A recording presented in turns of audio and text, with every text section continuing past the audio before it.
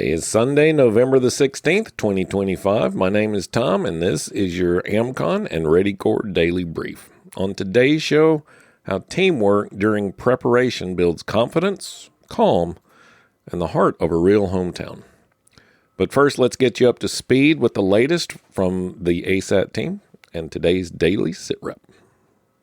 This is your AmCon Daily Sit Rep for November the 16th, 2025.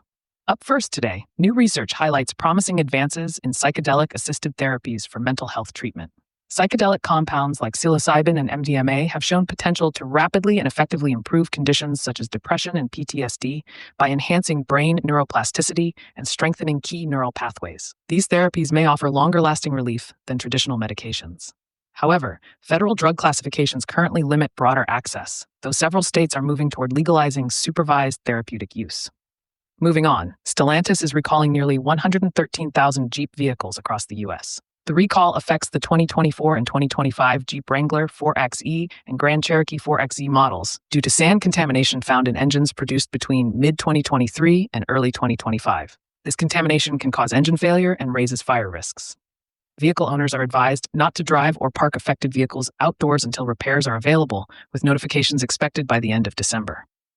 Next, as Thanksgiving approaches, health officials are warning about increased risks of foodborne illness during holiday gatherings. Large meal preparations, prolonged food exposure at room temperature, and common unsafe handling practices create ideal conditions for harmful bacteria like Salmonella and Clostridium perfringens to thrive. Experts urge proper thawing methods, strict separation of raw poultry from other foods, thorough cooking to 165 degrees Fahrenheit, and regular cleaning of hands and surfaces to reduce contamination.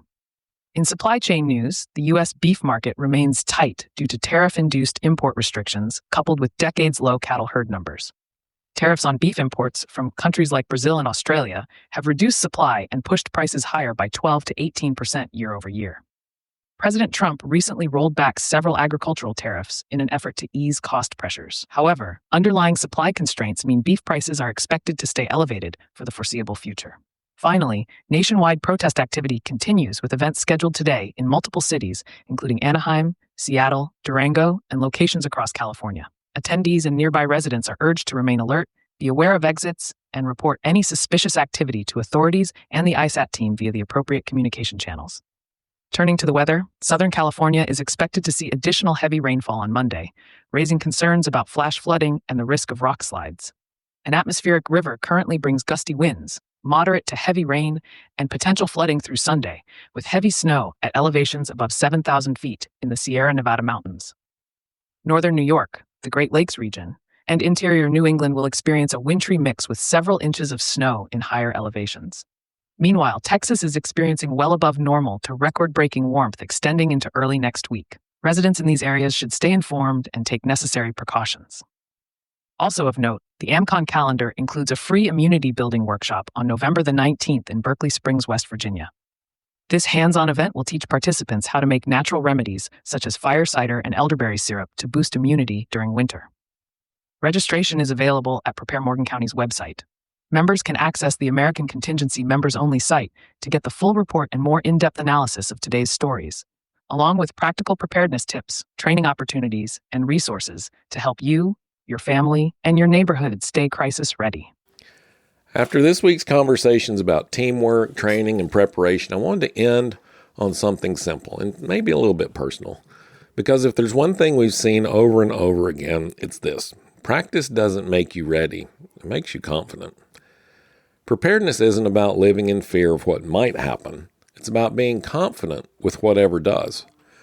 Every time you run a drill or fix a gap or walk through a what if, you're not just building capability, you're building confidence. And when families and teams do that together, something bigger happens. You start to trust not just your plan, but each other. That's where real calm comes from. You don't have to wonder who's got your back or whether you'll know what to do. You've already seen it, felt it, and practiced it together.